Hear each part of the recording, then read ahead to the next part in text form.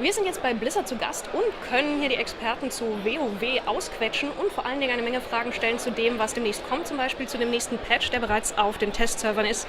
So, 5.4 has been on the test realms for quite some time now, and we've seen a lot of content.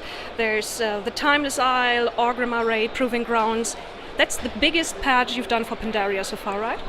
Definitely, by far the biggest patch we've done for Pandaria so far, and that's very typical of our sort of final major patch of an expansion where we introduce a raid tier and a lot of features, especially some pretty game-changing features like the Flex Raid or the Proving Grounds. So you're kind of wrapping up Pandaria now? Right, in a lot of ways.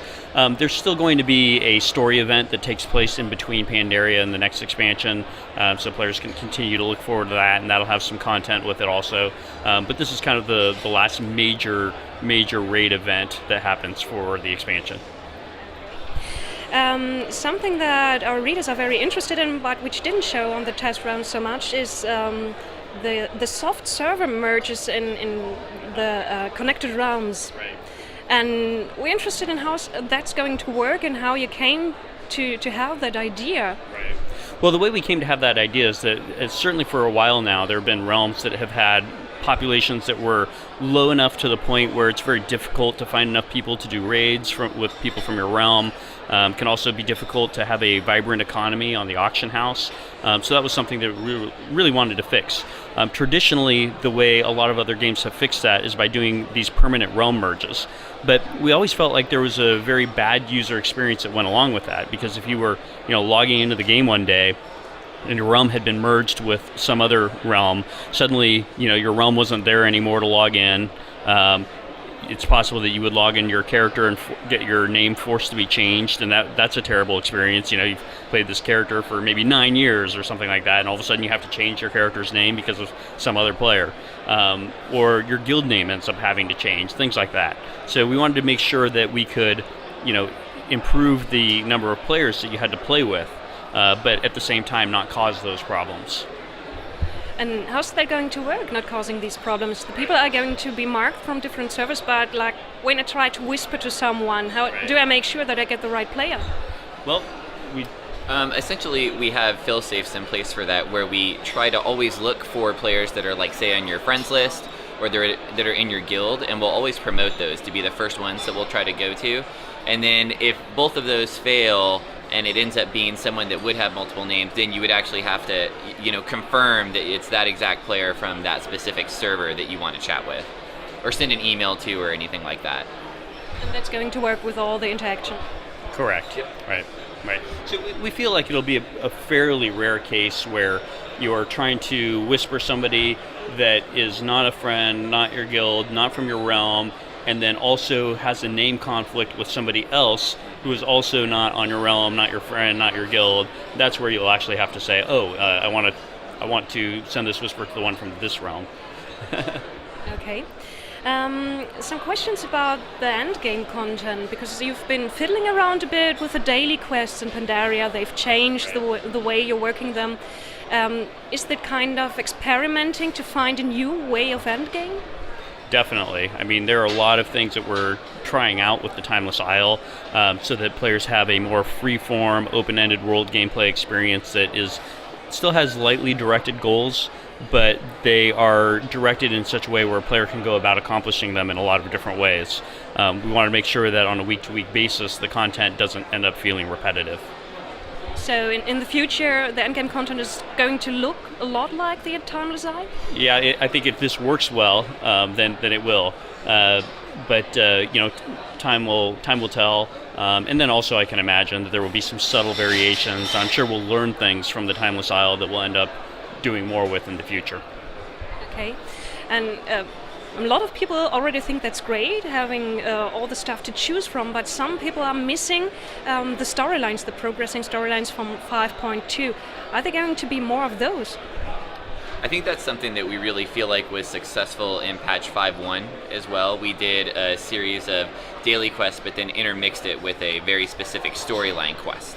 And so I think there's no reason that stuff like that would go away. It's just a matter of having the content that fits. So the Timeless Isle is much more about of an exploration kind of a sense of discovery. No one's been there for so long and you've just shown up, so there's lots of things to find, rather than have more of a specific storyline that we're trying to tell. But I think we feel like the chances that we have had to do that, like 5.1, have worked out really well. So we'd like to do more of that in the future. Okay, so mix it up a bit with both exploration and the storylines. Right. Okay. The Proving Grounds are also a very interesting new idea. And how did you get this idea? What was your aim? What did you want to give the players? Mostly this was a feature that we wanted to have when we first launched Mists of Pandaria, because there's a meaningfully sized segment of the player base that plays the game almost as if it's a solo player game, right? And a lot of times they get to max level and they're very timid about taking on the group content. They're very worried that, well, they may have played a warrior up to, max level by questing, but they might be worried that if they join the dungeon finder, that they'll get put in a position where they have to tank for this group, and they don't really know how to do that, and they don't want to get yelled at by other players and feel like they're causing problems for the group. So really, the main intent is to give that kind of player a chance to explore, and get used to how that kind of group gameplay dynamic works, so that by the time they actually go to do the group gameplay, it feels like they already know how to do it. In addition, there are other benefits in that, maybe you're an expert tank, but you've never been a healer before. And so let's say you're a paladin that has played a tank for years and years, but it's a completely different gameplay experience to heal. And sometimes even a player like that can feel a little bit nervous about changing specs and going into a dungeon. It's like they might be decked out in all this incredible raid gear, but then they step into a dungeon and start healing and feel like they're terrible, and people are going to be like, well, how do you have all this great gear but you're a terrible player, or whatever, right? So it gives them an opportunity to try out some of these other roles without, before having that pressure of the multiplayer environment. Okay, the discussion about whether the leveling phase of WoW is maybe too easy has been going like maybe since vanilla, I think. Right. So is that your way to fix that kind of, to give a little bit more challenge so the people are prepared? Yeah, but I mean, even when the outdoor world content was harder, back when World of Warcraft originally shipped, it just doesn't really ever train players in those other kinds of roles. Unless, in some cases, if you're playing with a friend and you're always healing your friend, you got a little bit of training doing that. But, generally speaking, even since the beginning, we haven't really done a good job of making that transition smooth. It's usually been a very rude kind of transition. And now you're smoothing it out, so yeah, okay. Yeah. About the raiding, you have introduced with 5.4 flexible raiding. Is that going to be the future of raiding? Are we going to not have the 10, 24 static numbers? Right. Corey? No, I think it's actually, we really feel like it's an addition to what we already have by the fact that it has its own lockout, it has its own level of loot right in between LFR and normal mode. I think what you'll see is, for people that don't necessarily like the environment of LFR, this gives them another option without having to go all the way to normal and being stuck, like you said, at specifically 10 or 25 players. Since it tunes the raid individually based on each individual player, you could come in there with 14 people and have something that feels challenging for that amount of players, or you could have, say, 22. So it really opens up that opportunity, so it's not like, someone didn't show up for the raid tonight, now we can't raid at all. Instead, I think it really just adds more options. There's going to be some people that will probably still want to do LFR, maybe to fill out certain pieces, but I think that won't last very long. Pretty quickly, they'll probably transition to just being able to do flex.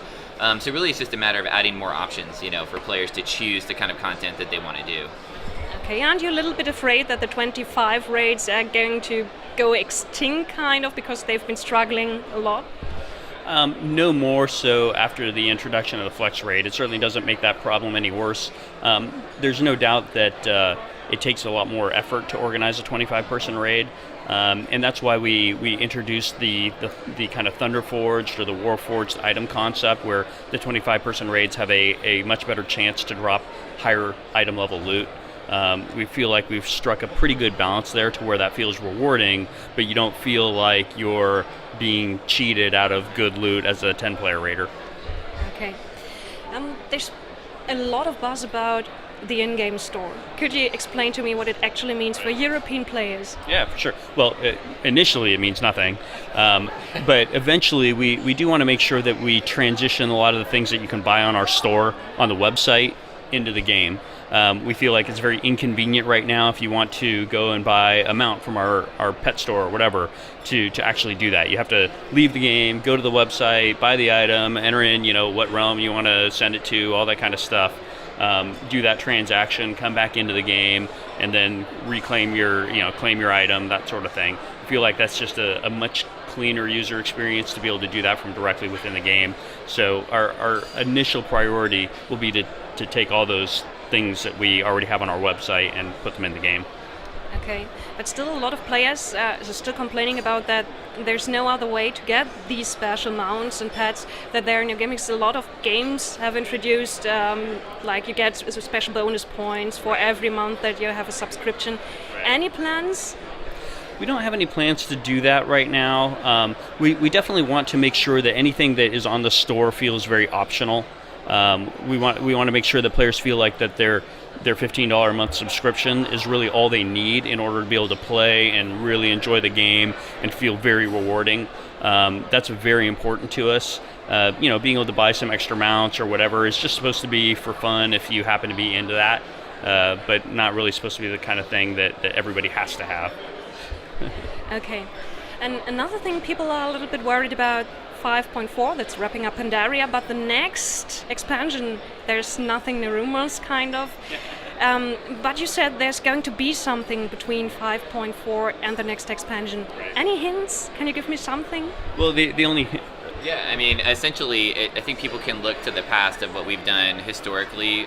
We've generally had a final kind of big raid tier content patch, and then we generally have one more patch that helps bridge the current game into the next expansion. I think that's similar to what they can expect here. Without us telling you what the next expansion will be, I think they can expect a patch that will help carry the story and the transition into that in a smooth way. And I think a lot of people would love another event or something for introducing the next content. Yeah, I'm sure they will. Okay. And there's a few more questions about the story, like who's going to be the next war chief, not who's going to be the next war chief, but how are you going to present that, how that's going to work? Well, players will actually experience that in patch 5.4. There's a cinematic sequence that gets kicked off as soon as Garrosh is defeated, and that the selection of the next war chief happens in that sequence, so players will be able to see it soon. Okay, cool.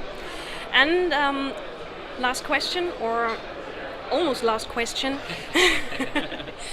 Yeah, we've had a Diablo announcement now here at Gamescom. Now everyone's looking forward to BlizzCon, what you're going to announce. Is there going to be something that we won't miss, that we don't want to miss? Right. There will definitely be something that you don't want to miss, so you should be at BlizzCon.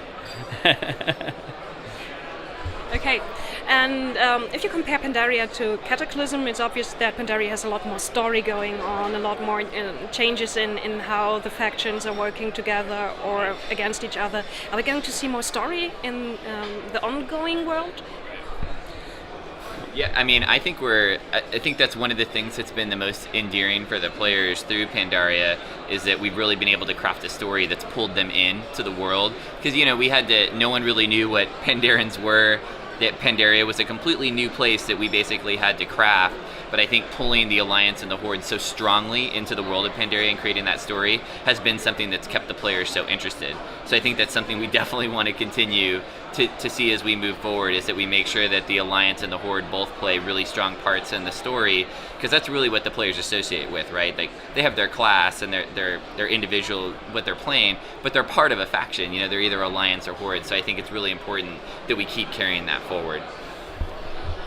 And now the two last questions about the Pandaria reception. What surprised you most about the player reception of Pandaria? I think it's been very interesting in that I think the introduction of the Pandaren was more controversial than what we would have expected. If there were one thing about Mists of Pandaria that ultimately wish had been better, it would be just the thematic resonance with the players.